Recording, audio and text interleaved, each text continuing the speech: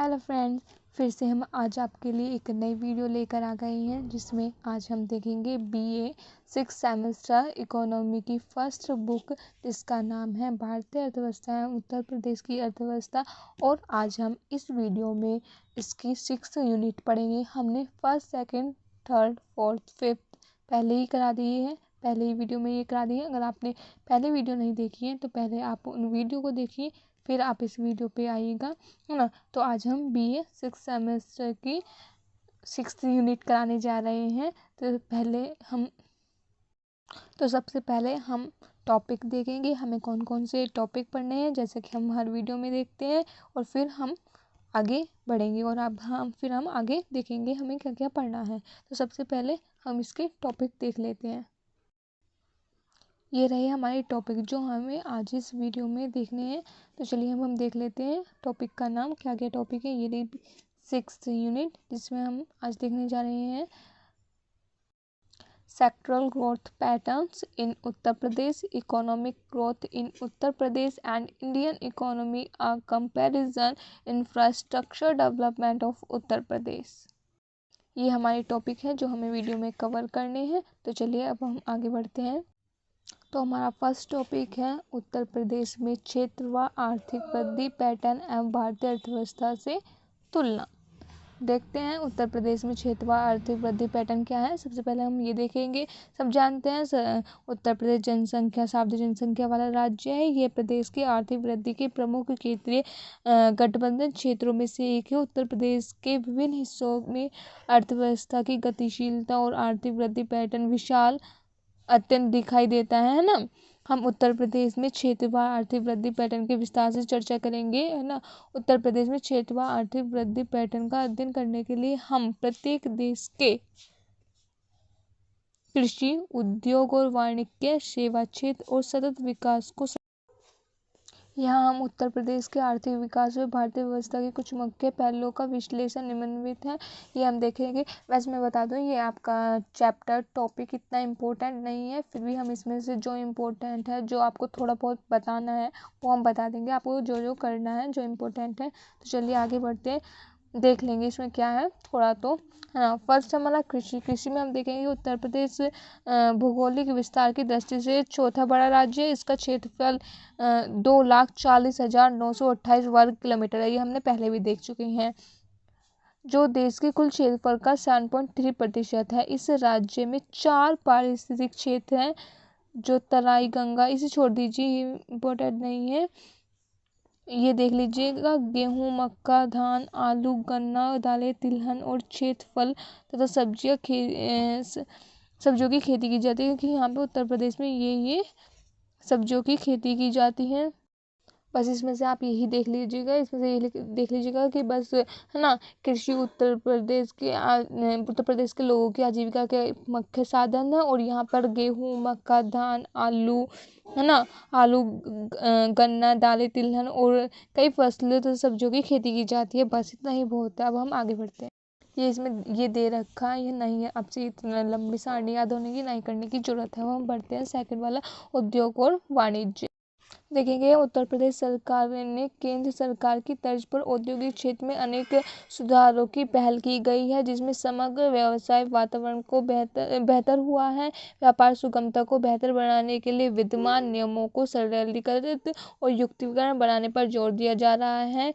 मतलब जो हमारे नियम कानून थे उसे और आसान बना दिया जाने पर जोर दिया जा रहा है, जिससे और बाहर कर आकर उत्तर प्रदेश में निवेश कर सके, यहाँ पर निवेश कर सके, जिससे यहाँ का उत्पादन बढ़े, है ना, यहाँ की जीडीपी बढ़े, है ना। जोर दिया जा रहा है, जिससे प्रदेश में अब उद्यमी द्वारा उद्यम लगाया जाना सरल हो गया है। अगर नियम कानून वहाँ के देश के सरल होंगे तो वहाँ पर और उद्यम उत्सुक होंगे वहाँ पर खेती, वहाँ पर अपनी इंडस्ट्री लगाने को। तो यही कह रहा है कि सरल हो गया। उत्तर प्रदेश सरकार में विश्वास आधारित शासन के सिद्धांत को आत्मसात किया है। बस इतना ही बहुत है। इसमें ये दे रखे हैं कुछ आंकड़े, देखना चाहें आप देख लीजिए, वैसे कोई इम्पोर्टेंट नहीं है। ये इसमें दे रखे हैं आंकड़े नहीं दीजिएगा आप, है ना। अब हम देखेंगे सेवा क्षेत्र। सेवा क्षेत्र अर्थव्यवस्था के 3 खंडों प्राथमिक, द्वितीयक व तृतीय क्षेत्र के अंतर्गत उत्तर प्रदेश की अर्थव्यवस्था में तृतीय खंड का सबसे सबसे अधिक स्थान है कौन सी खंड का? तृतीय खंड का सबसे अधिक महत्वपूर्ण स्थान है। वर्ष 21-22 में त्वरित अनुमान के अनुसार प्रचालित भावों पर वर्ष, है ना, सेक्टर में इतने प्रतिशत वर्ष, और 2040 में 47.29% सेवा क्षेत्र के अंतर्गत अनेक क्रियाकलाप आते हैं जिनके कई आयाम हैं। कुछ सेवा उच्च प्रौद्योगिकी और विशेषज्ञता की ओर, और कुछ सामान्य सेवाएं तथा बाल कटिंग तथा अन्य वस्त्र धुलाई आदि आते हैं। इस प्रकार कुछ सेवाएं संगठित तथा कुछ असंगठित क्षेत्र हैं। बस इसमें यही बहुत है। बस आप ये जान लेगा कि इसमें तृतीय क्षेत्र का सबसे महत्वपूर्ण योगदान है। तीनों खंड में तृतीय क्षेत्र यानी सेवा क्षेत्र का अधिक विकास हुआ है ना, अधिक योगदान दिया है आर्थिक विकास में, है ना। बस ये आंकड़े दे रखे हैं, ये दे रखे हैं ना, आपको करने की जरूरत नहीं है। जैसा कि मैंने बताया ये टॉपिक इतना इंपॉर्टेंट नहीं है, तो आपको बार बार से बस एक बार जानकारी लेने की जरूरत है, और आगे आप खुद लिख भी सकते हैं। वैसे आएगा नहीं अगर आ गया तो। फोर्थ हमारा सतत विकास। सतत विकास विश्व में व्याप्त वैश्विक समस्याओं का सामना करने, वैश्विक सोच की व्यापकता प्रदान करने के लिए अंतर्राष्ट्रीय समुदाय ने संयुक्त राष्ट्र के माध्यम से 17 सतत विकास लक्ष्यों की ऐतिहासिक योजना शुरू की है ना। ये योजनाएं बनाई गई थी 17। और पहले हम देख लेते हैं उनकी क्या क्या योजनाएं बनाई गई हैं सतत विकास लक्ष्य के, है ना। इसमें बताया गया है कि आपने सस्टेनेबल डेवलपमेंट पहले ही पढ़ रखा है कि सतत विकास क्या होता है ना। पहले तो आप वो लिख दीजिएंगे सतत विकास क्या होता है।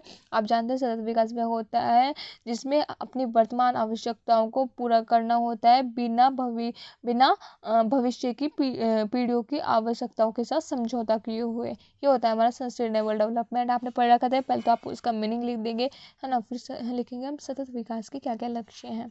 अब देखेंगे हम सतत विकास के क्या क्या लक्ष्य हैं। 17 सस्टेनेबल गोल थे।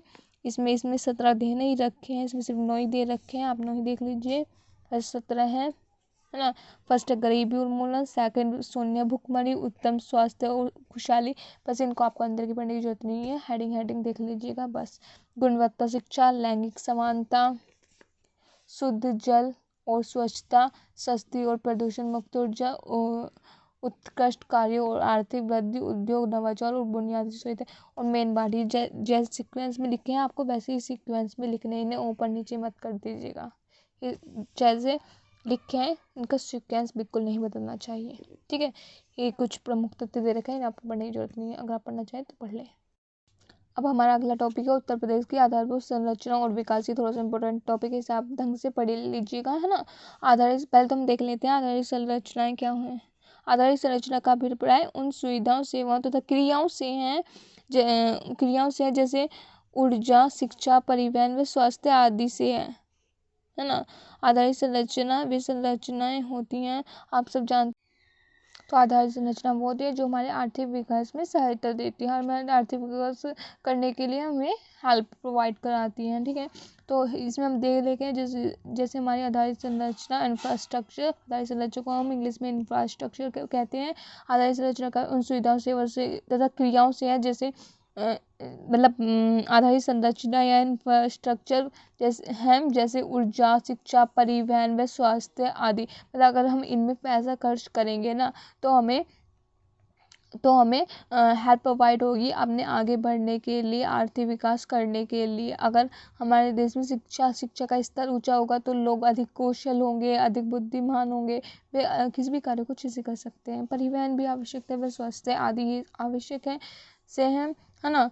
आधारित संरचना ये है जो देश में आर्थिक व सामाजिक विकास का आधार होते हैं। यही कह रखा है जो देश के आर्थिक और सामाजिक विकास का आधार होते हैं।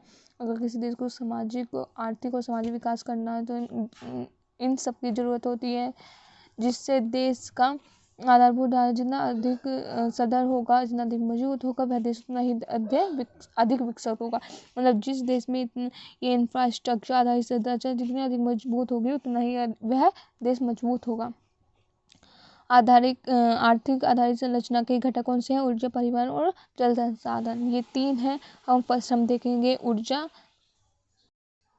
ऊर्जा से अभिप्राय शक्ति या स्रोत से है ना, एनर्जी या पावर से है, या जिससे कोई व्यक्ति या मशीन कार्य करता है। लेकिन साधारण बोलचाल में हम ऊर्जा और ऊर्जा और शक्ति यानी एनर्जी और पावर को एक ही मान लेते हैं। व्यक्ति तथा अन्य पशु पक्षियों जैसे जीवधारियों में आंतरिक तौर पर ऊर्जा विद्यमान होती है। सब में ऊर्जा होती है, जब तो हम अपना काम कुछ कर पाते हैं, है ना, जिसका प्रयोग करके अपने स्वयं के उठना बैठना ये सारी क्रिया कर पाते हैं। ये आप लिख देंगे ऊर्जा क्या है, ऊर्जा, है ना, ये देख लीजिएगा, बस यही ऊर्जा है। ऊर्जा का पहले आपको अर्थ लिखना है ना। फिर देखेंगे हम उत्तर प्रदेश में ऊर्जा के संसाधन कौन कौन से हैं। कृषि व उद्योग दोनों के विकास हेतु ऊर्जा नितांत आवश्यक है। उत्तर प्रदेश में ऊर्जा की आवश्यकता पूर्ति व्यापारिक जिसमें कोयला पेट्रोल विद्युत आते हैं, और गैर व्यापारिक जिसमें लकड़ी उपला आदि आते हैं। ये हैं दोनों स्रोतों से की जाती है, परंतु औद्योगिक व आर्थिक विकास की दृष्टि से व्यापारिक स्रोतों में विद्युत ही अधिक महत्वपूर्ण है। अतः हम ऊर्जा के स्रोतों के रूप में विद्युत की ही विवेचना करेंगे। हम जो ऊर्जा के स्रोतों के रूप में सिर्फ विद्युत की ही विवेचना करेंगे, जो क्योंकि वही महत्वपूर्ण है। तो हम देख लेते हैं विद्युत इलेक्ट्रिसिटी जिसे हम इंग्लिश में बोलते हैं। विद्युत ऊर्जा का शाब्दिक गतिशील साधन है ना। और सबसे पहले स्वतंत्रता के बाद राज्य विद्युत ऊर्जा तीव्र विकास हेतु अप्रैल 1959 में उत्तर प्रदेश राज्य विधान परिषद का गठन किया गया था, है ना। फिर हम आगे बढ़ते हैं, इसमें कुछ इम्पोर्टेंट बात नहीं है। हाँ, ये देख लीजिएगा, विद्युत व्यवस्था सुधार कार्यक्रम केंद्र सरकार द्वारा तर्ज पर उत्तर प्रदेश की विद्युत व्यवस्था आमूल सुधार तथा उपभोक्ता के लाभ हेतु विद्युत प्रदेश विद्युत नियामक आयोग का गठन किया गया। किसमें? 1998 में इसका गठन किया गया था, है ना। फिर ये दे रखा है इन्होंने, इसे देख ली छोड़, है ना। ये देख लीजिएगा, जिनके उत्तर प्रदेश विद्युत परिषद सरलता संपत्तियों हितों अधिकारों व दायित्व कार्यवाही तथा कार्मिकों को निम्नलिखित 3 निगमों में स्थापित किया गया है। मतलब जो इनको हम 3 भागों में बांट सकते हैं। उत्तर प्रदेश राज्य विद्युत उत्पादन निगम जो तापीय विद्युत उत्पादन हेतु है। उत्तर प्रदेश जल विद्युत निगम जो जल विद्युत उत्पादन हेतु है। और थर्ड हमारा उत्तर प्रदेश पावर कॉर्पोरेशन जो पोषण वितरण और विद्युत प्रदाय कार्यों हेतु है। ये हो गया हमारा। फिर अब देख रखा है इन्होंने विद्युत उत्पादन, इसमें वही दे रखे हैं। उत्तर प्रदेश सरकार द्वारा उत्पादित विद्युत के 2 प्रमुख स्रोत हैं, ताप विद्युत और जल विद्युत, है ना। ताप विद्युत वे हैं जो ताप विद्युत उत्पादन का कार्य करते हैं, और जल विद्युत है जो जल विद्युत उत्पादन का कार्य करते हैं। यही है बस, ठीक है। और ये देख लीजिएगा 11वीं और 12वीं पंचवर्षीय योजना में विद्युत के लिए भी बस ये ध्यान दे लीजिएगा। 11वीं और 12वीं पंचवर्षीय योजना है, जिसमें इस योजना में के अंतर्गत विद्युत उत्पादन में राज्य को आत्मनिर्भर बनाने का लक्ष्य रखा गया था। और 12वीं पंचवर्षीय योजना में आप देख लीजिएगा कि इसके लिए राज्य के संयुक्त निजी क्षेत्र स्थापित किया गया। मतलब ये देख लीजिएगा, इसमें इसके अंतर्गत 25 मेगावाट अतिरिक्त विद्युत उत्पादन का लक्ष्य रखा गया।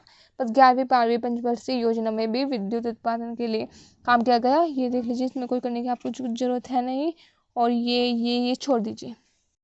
अब इसमें आप देख लीजिएगा, मतलब उसके लिए विद्युत के लिए कौन कौन सी परियोजना चलाई गई है। इसमें से आपको इसे 10 दे रखी है इन्होंने, आपको इसमें 2-4 देख लीजिएगा जो आपको अच्छी लगे, है ना। आ सकता है पेपर में 2-3 नंबर में कौन कौन सी उत्तर प्रदेश में विद्युत के विकास हेतु कौन कौन सी परियोजनाएं बनाई गई हैं। तो 2-4 याद कर लीजिएगा, जिसे आप दे सकते हैं। जैसे आप याद कर लीजिएगा शारदा जल विद्युत परियोजना जो शारदा नहर पर है ना। रिहंद जल विद्युत योजना रिहंद नदी पे है ना। ये 2-4 याद कर लीजिएगा, जैसे, ठीक है। शीतला जल विद्युत परियोजना झांसी, और फिर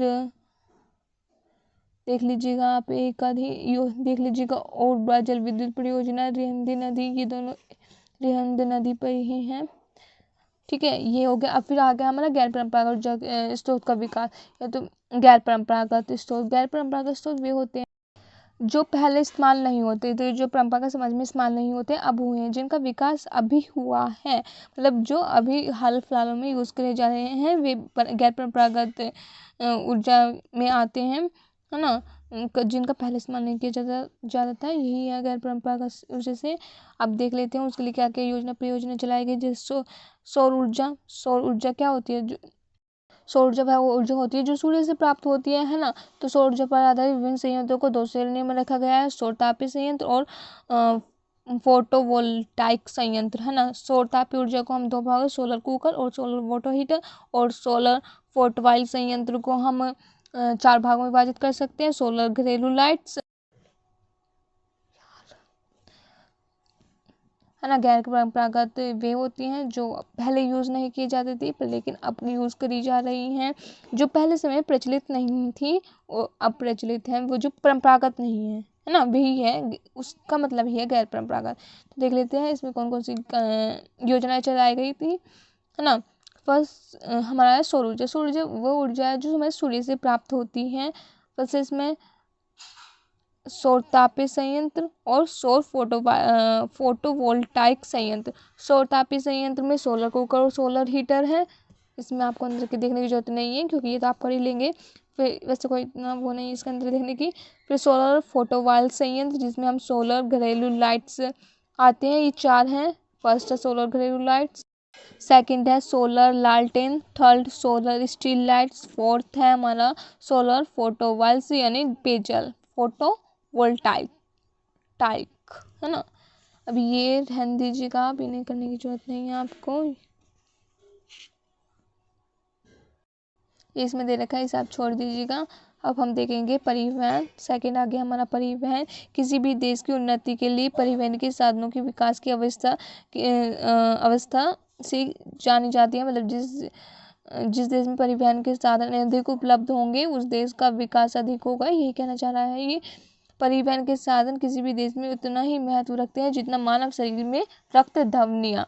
परिवहन के साधनों के प्रसार से देश में उद्योग एवं व्यवसाय में भी उन्नति होती है। परिवहन के संसाधनों के विकास से विश्व का आकार संकीर्ण हो गया है ना, क्योंकि लोग कहीं भी आ जा सकते हैं आराम से, इसलिए उनका विश्व का आकार छोटा हो गया है। प्राय परिवहन साधन का पर्याप्त विकास प्राय परिवहन के साधनों का पर्याप्त विकास होने पर देश में सामाजिक जीवन के कुछ ऐसे परिवर्तन होते हैं जिससे आर्थिक विकास के लिए अनुकूल वातावरण तैयार होता है। ठीक है, जाएगा हमारे राज्य में परिवहन के मुख्य साधन कौन कौन से हैं, तो हम देखेंगे कौन कौन से मुख्य साधन हैं। ये 3 दिए गए हैं मुख्य साधन, सड़क परिवहन 4 हैं, वायु परिवहन और जल परिवहन। सड़क परिवहन 15 मई 1947 को लखनऊ बाराबंकी मार्ग पर राष्ट्रीयकृत परिवहन उत्तर प्रदेश राज्य के रोलगा द्वारा, है ना, बस संचालन प्रारंभ किया गया था। ये है हमारा सड़क परिवहन। सड़क परिवहन के मुख्य आंकड़े, इन्हें छोड़ दीजिएगा, बस कुछ है नहीं। हमारा कौन सा सड़क परिवहन, इसमें आप थोड़ा सा लिख देगा बस। रह जाएगा हमारा रेल परिवहन। भारत में प्रथम रेल लाइन 1853 ईस्वी में मुंबई के थाने के बीच बिछाई गई थी। वर्तमान में उत्तर प्रदेश में लगभग 8,763 किलोमीटर रेल मार्ग हैं। कुल रेल पथ नेटवर्क में देश में उत्तर प्रदेश का प्रथम स्थान है ना। और बस इतना ही इम्पोर्टेंट है रेल में लिखने का, बस इतना ही बहुत है मतलब। फिर आप देखेंगे वायु परिवहन, है ना। वायु परिवहन में भारत में प्रथम हवाई अड्डा का प्रदर्शन 1911 में किया गया था और 1953 में भारत सरकार द्वारा वायु परिवहन राष्ट्रीयकरण किया गया था। और एयर इंडिया, इसे छोड़ दीजिए। ये देख लेगा उत्तर प्रदेश में वायु परिवहन के विकास हेतु अनुकूल भौगोलिक विशेषताएं हैं, जैसे विशाल मैदानी क्षेत्र आदि। देश में 92 घरेलू हवाई अड्डे हैं जिसमें से उत्तर प्रदेश में 13 हैं। इसमें 13 के नाम दिए गए हैं, आपको ही 3-4 याद कर लीजिएगा क्योंकि पूछ सकते हैं 2-3 नंबर में। उत्तर प्रदेश में स्थापित 2-4 जितने भी पूछे हुए हवाई अड्डों के नाम लिखिए तो आप लिख सकते हैं, जैसे गोरखपुर हवाई अड्डा गोरख में है, चौधरी चरण सिंह हवाई अड्डा, इसे ये तो याद ही रहेगा आपको, लखनऊ में है। झांसी हवाई अड्डा झांसी है, बरेली हवाई अड्डा बरेली में है और ताज अंतर्राष्ट्रीय हवाई अड्डा आगरा में है। फिर आ गया हमारा जल परिवहन। जल परिवहन भारत सरकार में गंगा में इलाहाबाद से हल्दिया तक के जल मार्ग को राष्ट्रीय जल मार्ग नंबर 1 घोषित किया गया है ना। यही है, कुछ इसमें इम्पोर्टेंट नहीं है। ये देख लीजिएगा परिवहन तथा प्रदेश में आर्थिक विकास के क्या क्या महत्व है। कृषि क्षेत्र में महत्व है, औद्योगिक क्षेत्र में और व्यापारिक और राजनीतिक क्षेत्र में महत्व है। फिर हमारा आ जाएगा थर्ड जल संसाधन, है ना। जल संसाधन की दृष्टि से उत्तर प्रदेश अत्यंत धनी है क्योंकि इस प्रदेश में अनेक नदियां हैं, है ना।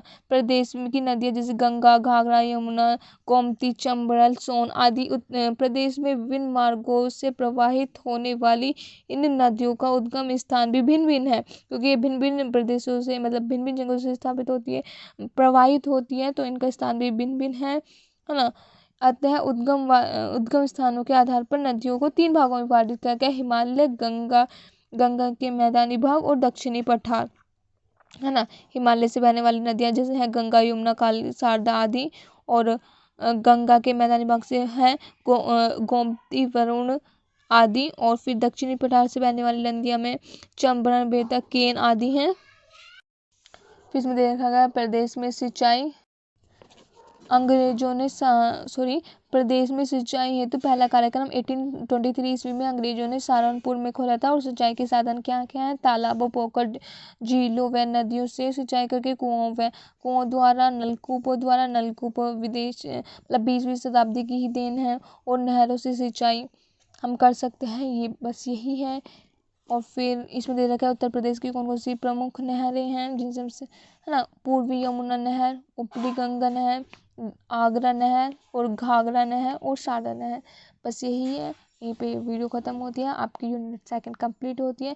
तो चलिए अब हम अगली वीडियो में मिलेंगे, तब तक के लिए बाय बाय।